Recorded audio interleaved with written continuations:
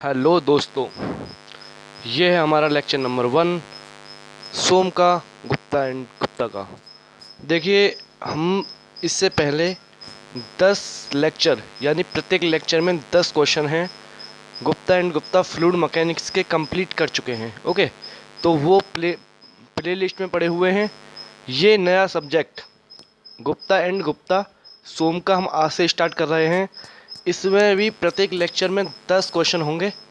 Okay, तो आप लोग अगर एफएम में आपको कोई प्रॉब्लम है, गुप्ता एंड गुप्ता के आप क्वेश्चन करना चाहते हैं, तो स्टार्टिंग के 100 question with detail solution. Okay, each question का, प्रत्येक क्वेश्चन का फुल सॉल्यूशन के साथ। ओके, तो वो हमने अपने पहले वीडियो बना दिए हैं। ये हमारा सोम का क्वेश्चन है, तो चलते हैं अपने पहले क्वेश्चन की तरफ। ओके, देखिए सभी लोग, आप लोग रेस्पॉन्स तो अच्छा मिल रहा है, लेकिन आप लोग सब्सक्राइब नहीं कर रहे हो चैनल को। तो मेरी आपसे रिक्वेस्ट कर रहा हूँ मैं कि आप चैनल को सब्सक्राइब करिए। ओके, मैं कभी ये चीज़ें कभी नहीं कहता। ओके, तो मैं थोड़ा सा, आप भी थोड़ा सपोर्ट करिए, चैनल को थोड़ा सा सब्सक्राइब करिए। ओके, तो चलते हैं पहले क्वेश्चन की तरफ। पहला क्वेश्चन है हमारा सोम का, modulus of rigidity is defined as the ratio of. Modulus of rigidity किसका रेशियो होता है? तो देखिए यहाँ पे 3 टर्म होते हैं, modulus of elasticity, modulus of rigidity and bulk modulus. Okay, तो 3 टर्म कौन कौन से होते हैं ये मैंने एक्सप्लेन किया है नेक्स्ट पेज पे। देखिए यहाँ पे 3 टॉपिक होते हैं, 3 टर्म होते हैं, modulus of elasticity, modulus of rigidity and bulk modulus. Modulus of rigidity होती है हमारी shear stress upon shear strain. Okay, modulus of elasticity होती है हमारी longitudinal stress upon longitudinal strain. Bulk modulus होता है हमारा volumetric stress upon volumetric strain. तो स्ट्रेस अपॉन स्ट्रेन 3 टाइप्स की होती है। अगर लॉन्गिट्यूनल की बात करें तो मॉडुलस ऑफ इलास्टिसिटी, अगर शेयर की बात करें तो मॉडुलस ऑफ रिजिडिटी, अगर वॉल्यूम की बात करें तो बल्क मॉडुलस। तो इसमें हमसे पूछा है, ओके, तो इसमें हमसे क्या पूछा है?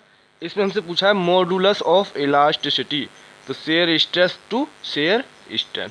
तो ऑप्शन क्या हो जाएगा? इसका आंसर हो जाएगा option number B. Okay, next question, if the young modulus of elasticity of a material is twice it's modulus of rigidity, यानी कि ई की वैल्यू क्या है? ई है हमारा मॉडुलस ऑफ इलास्टिसिटी और जी है हमारा मॉडुलस ऑफ रिजिडिटी। अगर ई इज इक्वल टू 2g, यानी ई की value twice it's modulus of rigidity, E की वैल्यू 2g के इक्वल है, then the Poisson ratio of the material is. Okay, तो हमें पॉइजन रेशियो की वैल्यू हमको यहाँ पे बतानी है। तो देखिए यहाँ पर भी आपको 3 फार्मूलों को ध्यान में रखना है। ओके, इन 3 फार्मूलों का कहीं ना कहीं यूज होता ही रहता है। ये मेनली 3 ही फार्मूले हैं जिनको आपको ध्यान में रखना है। ये आपस में रिलेशन होता है ई, जी, के और म्यू का, इन 3 रिलेशन के द्वारा। पहला है हमारा E is equal to 2g 1 plus mu.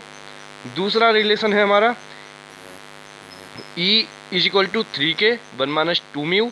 और तीसरा रिलेशन है E is equal to 9kg upon 3k plus G, 9kg upon 3k plus G. यहाँ पे ई है हमारा ई है हमारा मॉडुलस ऑफ इलास्टिसिटी, जी है हमारा मॉडुलस ऑफ रिजिडिटी, म्यू है हमारा पॉइजन रेशियो, ओके, के है हमारा बल्क मॉडुलस। अब इसमें से देखिए हमें क्या क्या दे रखा था। इसमें हमें ई दे रखा था और जी दे रखा था, हमसे म्यू की वैल्यू पूछी थी, यानी इसमें पहले वाला फार्मूला हमारा एप्लीकेबल हो जाएगा। तो इसका देख लेते हैं सॉल्यूशन। अगर ये हो जाएगा तो देखिए यहाँ पे थोड़ा सा कट गया है, फोटो सही से नहीं आ पाया है। E is equal to 2g 1 plus mu. Okay, E क्या हमारा 2g के बराबर है, तो 2g is equal to 2g 1 plus mu. 2g से 2g हमारा ख़त्म हो जाएगा, 1 प्लस म्यू क्या हो जाएगा? ये हो जाएगा 1 प्लस म्यू क्या हो जाएगा हमारा? ये हो जाएगा 0। ओके, 1 प्लस म्यू हमारा क्या हो जाएगा, ये हो जाएगा हमारा 0। ओके, देखिए एक बार दोबारा से इसे करने की कोशिश करते हैं। E is equal to 2g 1 plus mu. E हमें दे रखा है 2g के इक्वल, तो 2g equal to 2g 1 plus mu.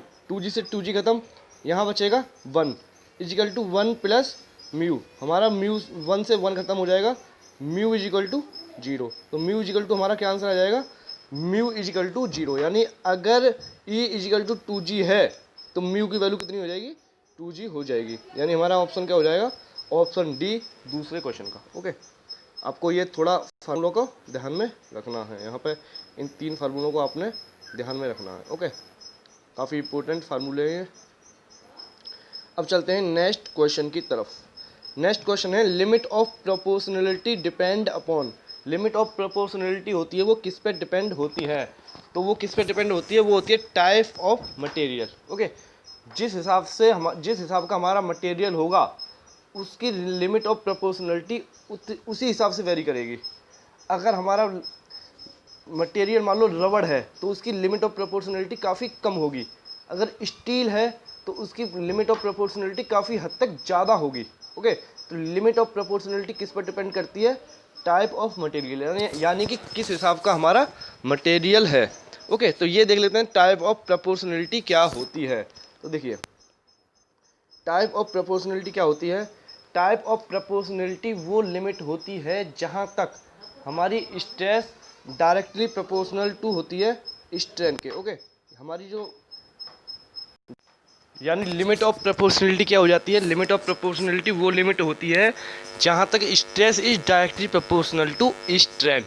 यानी कि stress is directly proportional to strain. Okay, अगर stress is directly proportional to strain है तो stress is equal to E upon strain होगा। देखिए यहाँ पे हमने समझाने की कोशिश की है। अगर ई हमारा डायरेक्टली प्रोपोर्शनल टू स्ट्रेन है, यानी सिग्मा जो स्ट्रेस है वो डायरेक्टली प्रोपोर्शनल टू स्ट्रेन है, यानी सिग्मा इजिकल टू ई ईटा।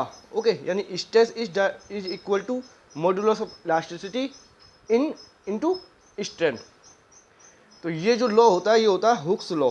यानी कि क्वेश्चन इस हिसाब से भी पूछा जा सकता है कि हुक्स लॉ कहाँ तक वैलिड होता है, तो Hooke's law limit of proportionality तक वैलिड होता है।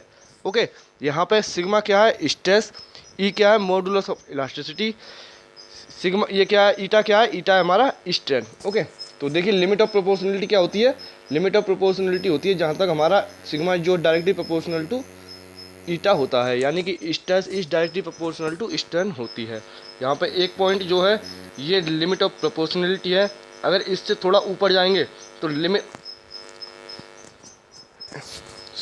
इलास्टिक लिमिट आ जाएगी। ओके, अगर उससे थोड़ा ऊपर जाएंगे तो upper yield point, lower yield point. इसका थोड़ा सही सा डायग्राम हम नेक्स्ट पेज पर दिखाया हुआ है। ये देखिए, ये पहला ये स्ट्रेस स्ट्रेन डायग्राम है माइल्ड स्टील के लिए। ओके, माइल्ड स्टील के लिए। ओके, तो ये स्ट्रेस है इस बाई एक्सिस पे, एक्स एक्सिस पे हमारा क्या है, स्ट्रेन है। स्टार्टिंग में जैसे ही हम लोड लगाएंगे बॉडी पे, स्ट्रेस जो डायरेक्टली प्रोपोर्शनल टू स्ट्रेन हो जाएगी। यानी जितना स्ट्रेस में बढ़ेगा स्ट्रेन में हमारी जितनी स्ट्रेन बढ़ेगी उसी प्रोपोर्शनल में हमारी स्ट्रेस बढ़ेगी। तो जो ए पॉइंट है ये प्रोपोर्शनल लिमिट होती है। अब इससे आगे हमारा ये जो कर्व होता है ए से लेके बी तक, ये भी लगभग लीनियर होता है, लेकिन लगभग लीनियर होता है, एक्यूरेट लीनियर नहीं होता है। ओके, तो जहाँ तक हमारा लगभग लीनियर होता है, ये लगभग लीनियर होता है, उसे भी हम एक्यूरेट ही मान लेते हैं, एनालाइज करने में एक्यूरेट ही मान लेते हैं, लेकिन वो एक्यूरेट होता नहीं है। ओके, तो बी जहाँ तक हम एक्यूरेट मान लेते हैं वो बी पॉइंट होती है हमारी इलास्टिक लिमिट। अगर अब इससे ज़्यादा लोड बढ़ाएंगे बॉडी पर तो हमारी स्ट्रेन की वैल्यू ज़्यादा होगी, स्ट्रेस की वैल्यू कम होगी। ओके, तो ये पूरा डायग्राम जहाँ ज़रूरत होगी हम आपको समझा देंगे। फिलहाल ये समझिए कि सी पॉइंट जो है ये upper yield point, E D point जो है ये लोअर ई पॉइंट, और जहाँ पर स्ट्रेन एकदम स्ट्रेन बढ़ती है विदाउट इंक्रीमेंट इन स्ट्रेस, वो होता है plastic region. Okay, after then आता है स्ट्रेन हार्डनिंग रीजन। ओके, यहाँ पे स्ट्रेन हार्डनिंग के बाद में अल्टीमेट स्ट्रेस हमें प्राप्त होती है, जो होती है Fy। उसके बाद में आता है नेकिंग रीजन। नेकिंग रीजन के बाद में बॉडी हमारी पूरी तरह से टूट जाती है, हमें फ्रैक्चर पॉइंट मालूम पड़ जाता है। तो ये प्रोपोर्शनल लिमिट। ओके, देखिए थोड़ा सा और एक बार समझाने की कोशिश करते हैं। O A proportional limit, O B elastic region, okay, C point upper yield point, D lower yield point, D से ई रीजन जो होगा प्लास्टिक रीजन, ई से एफ रीजन जो होगा स्ट्रेन हार्डनिंग रीजन, एफ से जी पॉइंट जो होगा वो नेकिंग रीजन, एफ पॉइंट जो होगा वो अल्टीमेट स्ट्रेस पॉइंट होगा, और जी पॉइंट जो होगा वो फ्रैक्चर पॉइंट होगा। ओके, तो ये थोड़ा सा लिमिट है, इतना इम्पोर्टेंट नहीं है, इन्हें आप एक बार देख लीजिए कि हमारा जो यील्ड पॉइंट में हमें कितना स्ट्रेन मिलता है, तो हमें मिलता है 0.12%। ओके, प्लास्टिक रीजन पे हमें कितना मिलता है, तो वो मिलता है हमें 1.2 से 1.8। इतना इम्पोर्टेंट ये है नहीं, आप देख लेना फिर। ओके, फिर भी आप इसे एक बार देख लेना। चलते हैं नेक्स्ट क्वेश्चन की तरफ। तो इसका आंसर क्या हो जाएगा, इसका आंसर हो जाएगा टाइप ऑफ मटेरियल। ओके, तो लिमिट ऑफ प्रोपोर्शनलिटी किस पर डिपेंड होती है, type of material. Next question है हमारा question number 4। For an isotropic homogeneous and elastic material, यानी and elastic material obeying Hooke's law, number of independent elastic constant in, यानी हमारा मटेरियल आइसोट्रोपिक है। आइसोट्रोपिक का मतलब उसकी मटेरियल के किसी एक पॉइंट पर, ध्यान से सुनना इस बात को, आइसोट्रोपिक और होमोजीनियस में बेसिक डिफरेंस क्या होता है, उसमें बेसिक डिफरेंस होता है कि मटेरियल के किसी एक पॉइंट पर उसकी सभी डायरेक्शन में अगर प्रॉपर्टी सेम है, ये मान लो कोई मटेरियल है, इसका हमने एक पॉइंट ये ले लिया, इसकी सभी डायरेक्शन में अगर प्रॉपर्टी सेम है तो ये हमारा क्या होगा, ये हमारा होगा आइसोट्रोपिक मटेरियल। ओके, होमोजीनियस होता है कि एक मटेरियल में डिफरेंट पोजीशन पर अगर प्रॉपर्टी हमारी सेम है तो वो होगा हमारा होमोजीनियस। इलास्टिक मटेरियल वो होता है जहाँ पर हमारा स्ट्रेस जो है डायरेक्टली प्रोपोर्शनल होता है स्ट्रेन के। ओके, तो वो हमारा होता है इलास्टिक मटेरियल। इलास्टिक मटेरियल का एक और मैं आपको बता दूं, इलास्टिक मटेरियल वो होता है जहाँ जैसे ही हम मान लो किसी बॉडी पे हम लोड लगा रहे हैं, उस लोड लगाने की वजह से उसमें इलोंगेनेशन होगा। ओके, उसकी लंबाई बढ़ेगी या घटेगी। अगर वो इलास्टिक रीजन में है बॉडी तो क्या होगा, तो जैसे ही हम उस पर से लोड हटाएंगे वो अपनी प्रीवियस पोजीशन में आ जाएगा, यानी कि जो जैसे पहले था वो उसी पोजीशन में आ जाएगा अगर वो इलास्टिक रीजन में है। अगर वो इलास्टिक रीजन को क्रॉस कर गया है, यानी कि प्लास्टिक रीजन में पहुंच गया है, तो वो अपनी प्रीवियस पोजीशन में वापस नहीं आएगा, उसमें परमानेंट डिफॉर्मेशन हो जाएगी। तो इलास्टिक मटेरियल आप समझ गए, वो मटेरियल जो लोड लगाने के बाद में अपनी पिछली पोजीशन पर वापस आ जाए, वो होता है इलास्टिक मटेरियल। तो इसमें देखिए, अगर हमारा होमोजीनियस, आइसोट्रोपिक और इलास्टिक मटेरियल है तो उसमें इंडिपेंडेंट इलास्टिक कांस्टेंट होंगे 2। तो इसे थोड़ा एक्सप्लेन कर देते हैं। इसकी एक्सप्लेनेशन देखिए, हम जानते हैं, ये देखिए, number of independent elastic constant for isotropic, homogeneous and elastic material, ये 2 होते हैं, ई एंड जी। ओके, देखिए अब आपको थोड़ा सा देख लेते हैं, ये इक्वेशन थोड़ा सा समझा देते हैं इसके बारे में। ये इक्वेशन थी E = 2g 1 + mu, E = 3k 1 - 2 mu, E = 9kg 3k + g।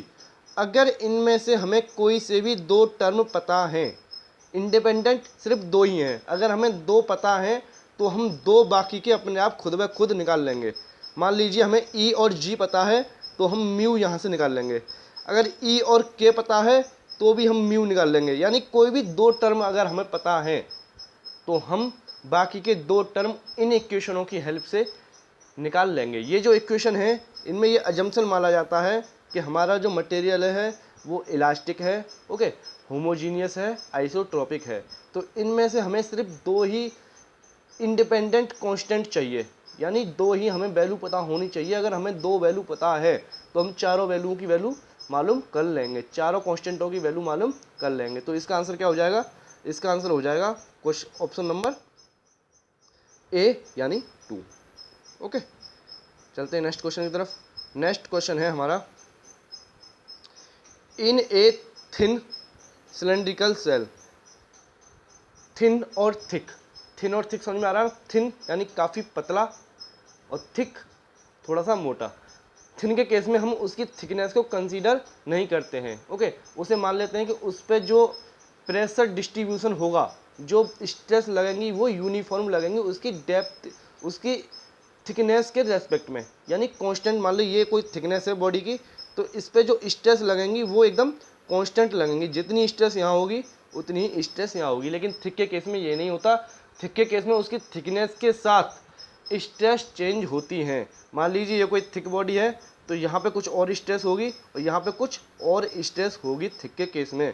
लेकिन थिन के केस में क्या होता है, ये हम कांस्टेंट स्ट्रेस मान लेते हैं इसकी थिकनेस के रेस्पेक्ट में। ओके, तो ये हमारा एक थिन सिलेंडर है, ये हमारा क्या है, ये हमारा एक थिन सिलेंडर है। Okay, the ratio of longitudinal stress to hoop stress, shell है, longitudinal stress, longitudinal upon hoop stress. तो ये हमें आपसे इसमें पूछा है। तो देखिए सेल के केस में, सेल के केस में लॉन्गिट्यूनल स्ट्रेस क्या होती है, हुप स्ट्रेस क्या होती है। फॉर थिन सेल, ये क्या सेल है या सिलेंडर है, देख लेते हैं। ये सॉरी सिलेंडर है। ओके, सिलेंडर हो या सेल हो, मैंने अभी तो आपको थिन ही बताया है कि थिन और थिक में डिफरेंस क्या है। अब अगर सिलेंडर है ये, ओके, तो ये सिलेंडर है। इस क्वेश्चन में क्या है, ये एक सिलेंड्रिकल सेल दे रखा है। तो अगर सिलेंड्रिकल सेल हो या स्फेयर हो, उससे कोई डिपेंड, उसमें कोई ज़्यादा फर्क नहीं होता। थिन और थिक की डेफिनेशन जो मैंने आपको बताई है वो यही है। ओके, अगर सिलेंड्रिकल सेल है तो उसमें हुप स्ट्रेस जो होती है वो होती है PD अपॉन 2T, और लॉन्गिट्यूनल जो स्ट्रेस होती है वो उसकी आधी, यानी हुप स्ट्रेस की आधी होती है। आधी का मतलब PD अपॉन 2T हमारी हुप स्ट्रेस थी, अगर इसका आधा कर देंगे तो PD अपॉन 4T हमारी लॉन्गिट्यूनल स्ट्रेस हो जाएगी। तो इसमें लॉन्गिट्यूनल अपॉन हुप स्ट्रेस के बाद पूछा है, तो लॉन्गिट्यूनल हमारी होती है PD upon 4T, hoop stress होती है PD अपॉन 2T। अगर हम इसको डिवाइड करेंगे तो हमारी जो वैल्यू आएगी वो आएगी 0.5। तो 0.5 क्या आ जाएगा, 0.5 इसका आंसर हो जाएगा। ओके, तो इसका ऑप्शन क्या हो जाएगा, इसका ऑप्शन हो जाएगा 0.5। देखिए इसकी जो आंसर बुक है, गुप्ता एंड गुप्ता की जो आंसर बुक है, उसमें जो आंसर दे रखा है वो, लेकिन वो 2 दे रखा है। लेकिन इसमें क्या पूछा है, इसमें पूछा है longitudinal stress upon hoop stress. Longitudinal हमेशा कम होती है, तो लॉन्गिट्यूनल अपॉन हुप स्ट्रेस का जो रेशियो आएगा वो भी 1 से कम ही आएगा। ओके, लॉन्गिट्यूनल स्ट्रेस हमेशा हुप स्ट्रेस से कम होती है सिलेंड्रिकल सेल के केस में। तो इसका आंसर क्या हो जाएगा, इसका आंसर हो जाएगा 0.5। ओके, चलते हैं नेक्स्ट क्वेश्चन की तरफ। If all the dimensional of a prismatic bar are, इसका नेक्स्ट उसमें दे रखा है इमेज में, if all the dimensional of the prismatic bar are double then the maximum stress produce in under its own weight will be. अगर सभी dimensional double कर दी जाएं, अगर सभी डायमेंशनल बॉडी की डबल कर दी जाएं तो जो उसमें स्ट्रेस डेवलप्ड होंगी वो कितनी होंगी। अगर उसमें स्ट्रेस डेवलप्ड होंगी वो पहले के कंपैरिजन में कितनी डेवलप्ड होंगी, यानी क्या डिफरेंस आ जाएगा अगर उसकी सभी डायमेंशनल को डबल कर दिया जाए। तो देखिए इसका एक्सप्लेनेशन देख लेते हैं। इसका एक्सप्लेनेशन देखते हैं कि डेल्टा एल जो होता है खुद के वजन की वजह से बॉडी में प्रिज्मेटिक बार में जो सेल्फ वेट की वजह से एलोंगेशन होता है वो उसका फार्मूला है ये। Okay, gamma L square upon 2E।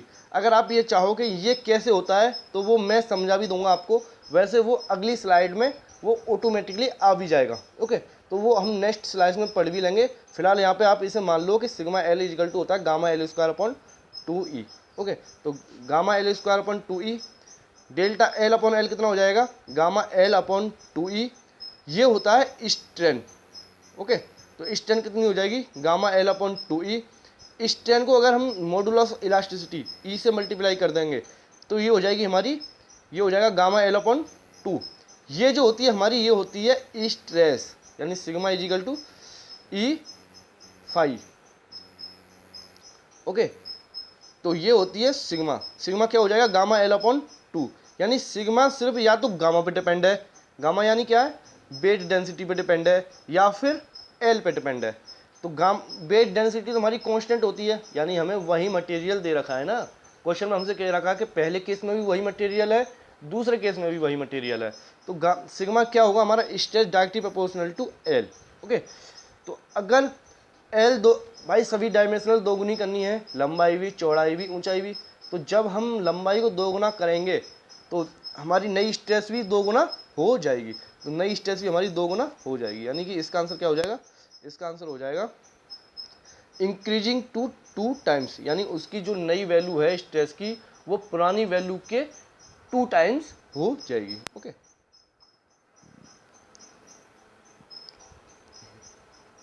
चलते हैं नेक्स्ट क्वेश्चन की तरफ। नेक्स्ट क्वेश्चन है the relationship between young modulus of elasticity, bulk modulus and Poisson ratio. काफ़ी सिंपल क्वेश्चन जो पहले हम करा भी चुके हैं, ई बराबर 3k 1 - 2 म्यू। ओके, मुझे लग रहा है इसमें कुछ ज़्यादा खास बताने की आवश्यकता है नहीं, फिर भी मैंने ये देखिए एक इमेज वो पुराने वाली यहाँ पे डलवा भी दी है कि ई बराबर 2g 1 + म्यू, ई बराबर 3k 1 - 2 म्यू, और ई बराबर 9kg 3k + जी। ये काफ़ी इंपॉर्टेंट फार्मूला, ये आपको थोड़ा सा ध्यान में रखने होंगे। तो ई बराबर 3k 1 - 2 mu is the correct answer. Okay, तो चलते हैं नेक्स्ट क्वेश्चन की तरफ। नेक्स्ट क्वेश्चन है limiting value of Poisson ratio are. Poisson ratio जो है उसकी लिमिटिंग वैल्यू कितनी होती है, तो उसकी लिमिटिंग वैल्यू कितनी होती है, उसकी लिमिटिंग वैल्यू होती है -1 से 0.5 तक। थोड़ा इसके बारे में समझ लेते हैं कि ये कैसे होती है। ओके, देखिए तो ये रहा इसका पॉइजन रेशियो। पहले बता देते हैं पॉइजन रेशियो क्या होता है। पॉइजन रेशियो होता है lateral strain upon longitudinal strain, यानी लेटरल डायरेक्शन में कितना चेंज हो रहा है अपॉन लॉन्गिट्यूडनल डायरेक्शन में कितना चेंज हो रहा है। ओके, तो माइनस साइन होता है इस पर। माइनस क्यों होता है, अगर किसी बॉडी की लॉन्गिट्यूडनल डायरेक्शन बढ़ रही है तो उसकी लेटरल डायरेक्शन ऑटोमेटिकली कम हो रही होगी, क्योंकि टोटल वॉल्यूम जो होगा हमारा कांस्टेंट होगा, इसलिए माइनस हमारा साइन यहाँ पे आता है, क्योंकि हमारी एक डायरेक्शन बढ़ेगी तो दूसरी ऑटोमेटिकली घटेगी। ओके, तो ये हो जाएगा पॉइजन रेशियो क्या हो जाएगा, डेल्टा बी अपॉन बी या फिर delta H upon H upon delta L upon L. यहाँ पे डेल्टा बी अपॉन बी क्या है हमारा, ब्रेड्थ के रेस्पेक्ट में strength. Okay, delta H upon H क्या है, थिकनेस वाली स्ट्रेंथ, और डेल्टा एल अपॉन एल क्या है हमारी लॉन्गिट्यूडनल, यानी लॉन्गिट्यूडनल एल डायरेक्शन वाली लंबाई के रेस्पेक्ट में हमारी स्ट्रेंथ। ओके, तो म्यू को हम पॉइजन रेशियो को दो तरीका से हम डिनोट करते हैं, एक तो म्यू, एक 1 - m। ओके, तो ये क्या हो जाता है -b अपॉन बी और delta H upon H upon delta L upon L, ये इसका फार्मूला हो जाता है।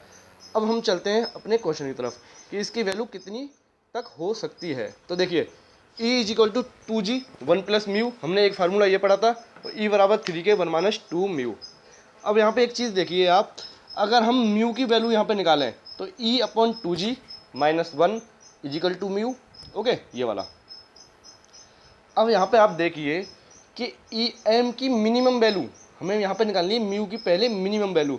तो जैसे जैसे हम E अपॉन 2g की वैल्यू घटाते जाएंगे, ओके, जैसे मान लो पहले हमने E अपॉन 2g की वैल्यू रखी 3, ओके, तो 3 - 1 म्यू की वैल्यू कितनी होगी हमारी 2। ओके, अगर हम E अपॉन 2g की वैल्यू 2 रखें तो 2 - 1 तो म्यू की वैल्यू होगी 1, यानी E अपॉन 2g की वैल्यू हम जैसे ही घटाते जा रहे हैं, ओके, तो म्यू की वैल्यू ऑटोमेटिकली घटती जा रही है। अगर E अपॉन 2g की वैल्यू हम मिनिमम रख दें, E अपॉन 2g की वैल्यू हम मिनिमम रख दें तो म्यू की वैल्यू भी हमें मिनिमम ही प्राप्त होगी। ओके, तो E अपॉन 2g की मिनिमम वैल्यू कितनी होती है, E अपॉन 2g की मिनिमम वैल्यू होती है 0। ओके, क्योंकि मॉडुलस ऑफ इलास्टिसिटी 0 हो सकता है, उससे कम नहीं हो सकता मिनिमम वैल्यू। तो अगर E/2G की वैल्यू हम 0 रख दें तो हमें म्यू की वैल्यू भी मिनिमम मिलेगी, और वो मिनिमम वैल्यू कितनी होगी, 0 - 1 = -1। ओके, तो मिनिमम वैल्यू वाली मैं समझ रहा हूँ कि आपकी समझ में आ गया होगा। अब बात करते हैं कि मैक्सिमम वैल्यू कितनी हो सकती है। तो मैक्सिमम वैल्यू के लिए E = 3 के 1 - 2 म्यू की तरफ चलेंगे, इस फार्मूले की तरफ। अब यहाँ से म्यू की वैल्यू निकालेंगे और यहाँ से हमारी म्यू की वैल्यू आएगी 1/2 - E/6K। ओके, म्यू की वैल्यू क्या आ जाएगी, म्यू की वैल्यू आ जाएगी 1/2 E/6K। अब यहाँ पे ध्यान दीजिए, अगर हम E/6K की वैल्यू बढ़ाएंगे, यानी पहले हम E/6K की वैल्यू 1 रखते हैं, तो हमारी म्यू की वैल्यू क्या आ जाएगी, म्यू की वैल्यू आ जाएगी 1/2 - 1, यानी माइनस का 1/2। ओके, माइनस का 1/2। अगर हम E/6G की वैल्यू को और ज़्यादा बढ़ाएंगे, ओके, या फिर तो देखिए आप ये चीज़ देखिए कि म्यू और E/6K ये इन्वर्सली प्रोपोर्शनल है, यानी एक की वैल्यू बढ़ेगी तो दूसरे की वैल्यू ऑटोमेटिकली घट जाएगी। अगर E/6K की वैल्यू अगर हम बढ़ाते चले जाएंगे तो म्यू/6 की वैल्यू म्यू की वैल्यू हमारी ऑटोमेटिकली कम होती चली जाएगी। लेकिन हमें म्यू की वैल्यू चाहिए मैक्सिमम, तो म्यू की वैल्यू मैक्सिमम अब आप देख, आपकी समझ में मुझे लग रहा है ये आ रहा होगा कि E/6K की वैल्यू जैसे जैसे हम बढ़ाते जा रहे हैं हमारी म्यू की वैल्यू कम होती जा रही है, जबकि पहले केस में दोनों एक साथ बढ़ रही थी और एक साथ ही घट रही हैं। लेकिन इसमें हमारी एक बढ़ेगी एक घटेगी। ओके, तो हमें यहाँ पे म्यू की मैक्सिमम वैल्यू चाहिए। अब म्यू की मैक्सिमम वैल्यू चाहिए तो E/6K की हमें मिनिमम वैल्यू चाहिए, मिनिमम वैल्यू रखनी पड़ेगी ना, तभी तो हमें म्यू की वैल्यू मैक्सिमम मिलेगी। तो वही E/6 की वैल्यू मिनिमम कितनी हो सकती है, 0। ओके, तो E/6K की वैल्यू 0 रखो, दोनों ही केसों में 0 रखनी है।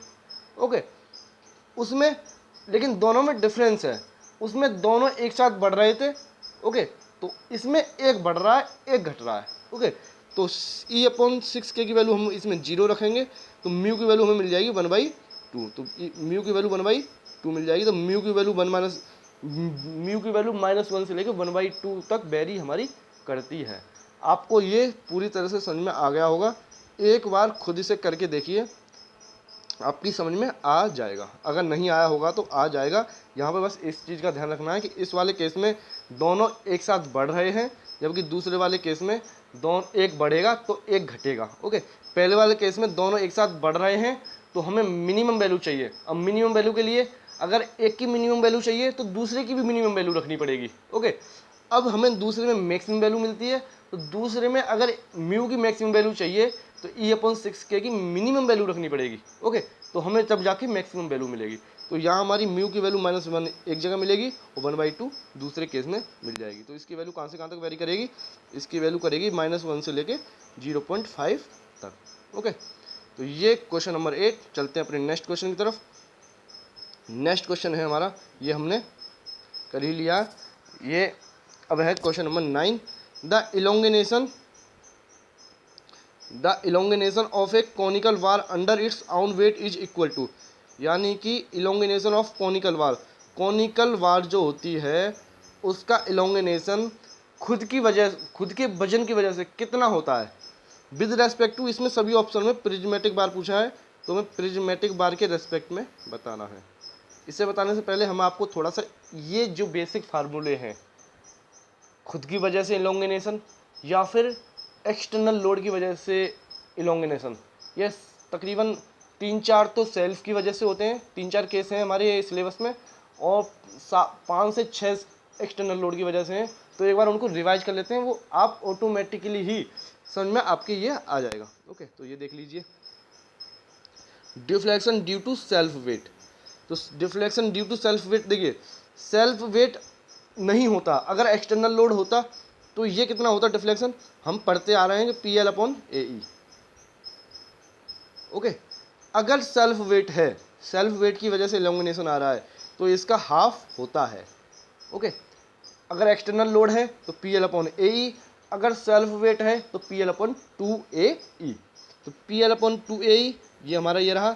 पी क्या हमारा, वहाँ पे तो एक्सटर्नल लोड था, लेकिन यहाँ पे बॉडी का वेट होगा। अब बॉडी का वेट कितना होगा, बॉडी का वेट होगा वेट डेंसिटी इंटू वॉल्यूम। तो ये हम पी की जगह वेट डेंसिटी इंटू वॉल्यूम रख देंगे। जब वेट डेंसिटी और वॉल्यूम रखेंगे तो 1/2 हमारा ये आ जाएगा, पी की जगह gamma A L volume into L upon A E. A से हमारा ए कट जाएगा यहाँ पे, तो हमारा बचेगा डेल्टा एल बराबर gamma L square upon 2E। ये वही है जो हमने इससे पहले प्रीवियस सेकंड क्वेश्चन में हमने किया था। ये मैंने आपसे कहा था कि मैं आपको यहाँ पे जब इसकी ज़रूरत होगी तो मैं आपको बता दूंगा, तो मैंने आपको यहाँ पे ये बता दिया है कि डेल्टा एल की value gamma L square upon 2E क्यों होती है। ओके, अगर टेपरिंग बार है सर्कुलर क्रॉस सेक्शन की, ओके, अगर टेपरिंग बार है तो वहाँ होता है gamma L square upon 6E, यानी इसका 1/3। यही हमसे इस क्वेश्चन में पूछा है, इसका 1/3 होता है, यहाँ पे होता है 1/2, यहाँ होता है 1/6। तो इसका तो हमें आंसर मिल गया। लेकिन थोड़ा सा एक दो केस और इसका स्टडी कर लेते हैं। अगर सर्कुलर बार है, उसका एक छोर पे एक साइड में डायामीटर D1 है और दूसरी साइड में डायामीटर D2 है। ओके, पहली जगह क्या है D1, दूसरी जगह क्या है D2। तो उसका डेल्टा एल कितना होगा, उसका डेल्टा एल होगा gamma L square upon 6E 1 + 2D1 upon D2, यानी gamma L square upon 6E 1 + 2 छोटा डायामीटर अपॉन 2 के साथ होगा ऊपर छोटा डायामीटर, D1 क्या है छोटा डायामीटर अपॉन बड़ा डायामीटर। ओके, तो ये वाला फार्मूला आपको ध्यान में रखना पड़ेगा। Gamma L square upon 6E 1 + 2D1 upon D2। D1 क्या है हमारा छोटा डायामीटर, D2 क्या है हमारा बड़ा डायामीटर। ओके, तो ये फार्मूले एक बार आप पॉज करके वीडियो को देख लीजिए, कहीं कॉपी में लिखना चाहें तो इनको लिख भी लीजिए। ओके, तो चलते हैं अपने थोड़ा सा अब एक्सटर्नल लोड की वजह से हम पढ़ लेते हैं कि एक्सटर्नल लोड की वजह से क्या क्या फार्मूले होते हैं।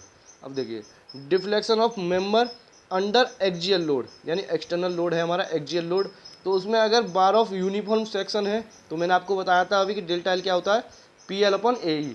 अगर यही सेल्फ वेट होता और बॉडी भी हमारी ऐसी ही होती, ओके, ये भी हमारी क्या है प्रिज्मेटिक बार है, वो भी प्रिज्मेटिक बार होती, तो सेल्फ वेट के केस में 1/2 हमारी PL/2AE हमारा आंसर होता। अब स्टेप्ड बार के केस में ये थोड़ा लेंदी है, ये होने का ये सिर्फ क्वेश्चन में ही हो सकता है। ओके, तो इसे हम फिलहाल यहाँ पे कंसीडर नहीं करेंगे। ओके, तो ये हम यहाँ पे कंसीडर नहीं करेंगे। अब देखिए, बार ऑफ बेरिंग एक्स सेक्शन, अगर बार हमारा है एक्स सेक्शन उसका बेरी कर रहा है तो उसका क्या फार्मूला होगा, उसका होगा P dx। P हमारा लोड है, dx हमारा किसी सेक्शन ले लिया हमने उसकी विड्थ है अपॉन ax उस जो सेक्शन लिया है उसका एरिया है इंटू जी। इसकी लिमिट 0 से L तक। ये कोई ज़्यादा इंपॉर्टेंट नहीं है, इसमें इंपॉर्टेंट हो जाता है हमारा ये वाला। ओके, तो एक दो क्वेश्चन और है इम्पोर्टेंट, वो मैं आपको यहाँ पे बता देता हूँ।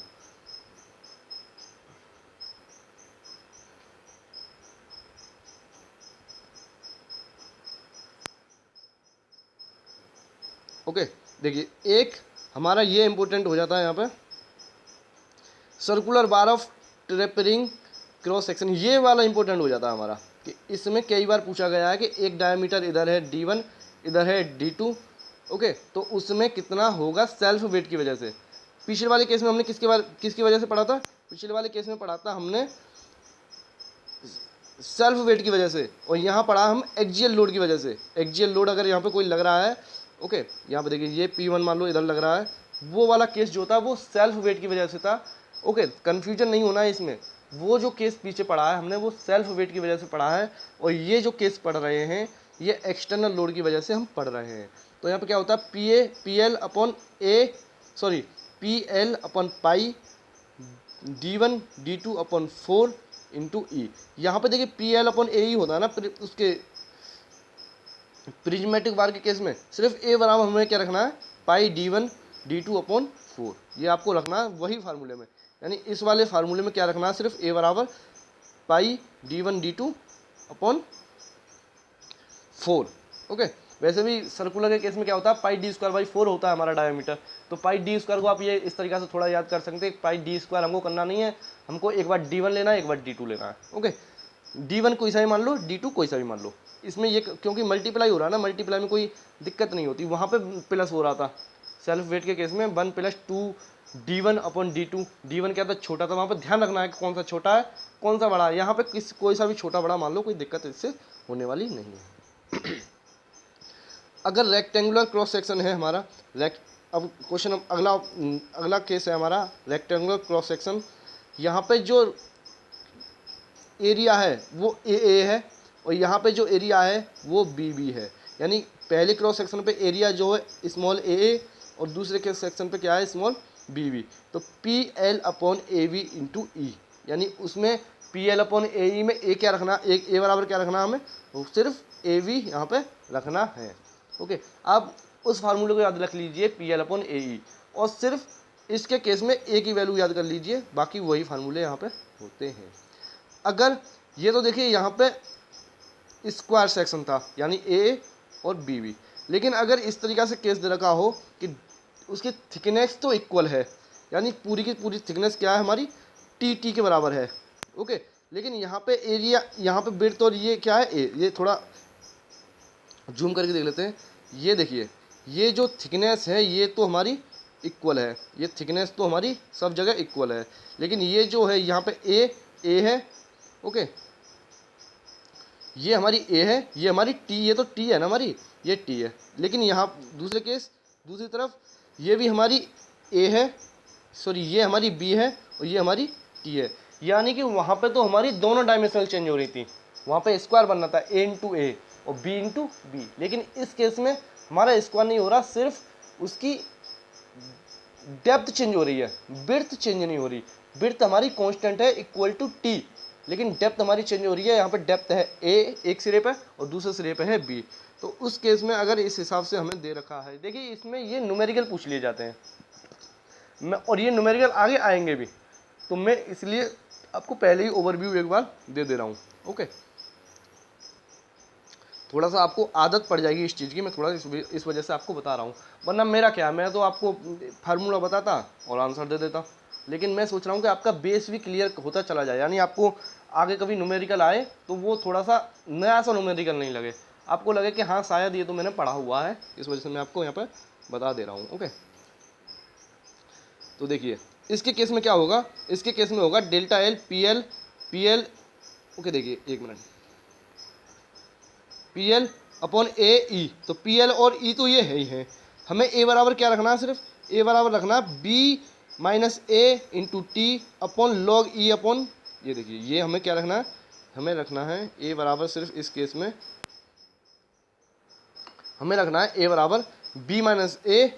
ओके, बी माइनस, ये हमें रखना है B minus A into T log E base पे बी अपॉन ए। बी क्या है हमारा, एक सिरे पे एक सिरे पे उसकी डेप्थ, और ये क्या है स्टार्टिंग वाले सिरे पे, यानी किसी भी कोई सा भी मान लीजिए, लेकिन ये ध्यान में रखना है कि बी हमें बड़ा मानना है, क्योंकि बी माइनस ए हमारा पॉजिटिव आना चाहिए, तो बी हमें बड़ा मानना है और ए हमें छोटा मानना है। तो ए बराबर क्या हो जाएगा, B minus A into T upon log E base पे बी अपॉन ए। सिर्फ ये हमें ए बराबर पी एल अपॉन ए वाले फार्मूले में ये हमें ए बराबर रखना है, अगर हमारा ये वाला केस दे रखा है तो आपको, मुझे लग रहा है कि ई और एफ में कोई कन्फ्यूजन नहीं होने वाला है। एक बार इसको देख लीजिए पूरे इमेज को एक बार, तो आपको मुझे लग रहा है कोई कन्फ्यूजन शायद इसमें नहीं हो रहा होगा। ये सर्कुलर डाया है, एक सिरे पे D1 D2, ये भी हमारा स्क्वायर है ए और बी, ये हमारा रेक्टेंगुलर, इसमें हमारी डेप्थ जो थिकनेस है वो चेंज नहीं हो रही, लेकिन डेप्थ चेंज हो रही है। ओके, तो ये एक बार इसका स्क्रीनशॉट ले लीजिए, फिर वीडियो को पॉज करिए, याद करिए, कंपलसरी याद आपको करने पड़ेंगे, 1 पेज 2 पेज और ये 3 पेज, यानी 3 पेज में तकरीबन 10 से 12 फार्मूले हैं। आप इन्हें एक बार कॉपी पर ज़रूर लिख लें, काफ़ी इंपॉर्टेंट फार्मूले हैं ये। ओके, तो इसका आंसर क्या हो जाएगा, इसका आंसर हो जाएगा कॉनिकल बार के केस में और प्रिज्मेटिक बार के केस में सेल्फ वेट के केस में क्या हो जाता है कि कॉनिकल बार जो है 1/3 इलोंग होती है, 1/3 that of a prismatic bar of A same length. Okay, तो ये हमारा आंसर हो जाएगा ऑप्शन नंबर सी। चलते हैं हम इस वीडियो के लास्ट क्वेश्चन की तरफ, और इस वीडियो का लास्ट क्वेश्चन है if a material has identity property in all direction.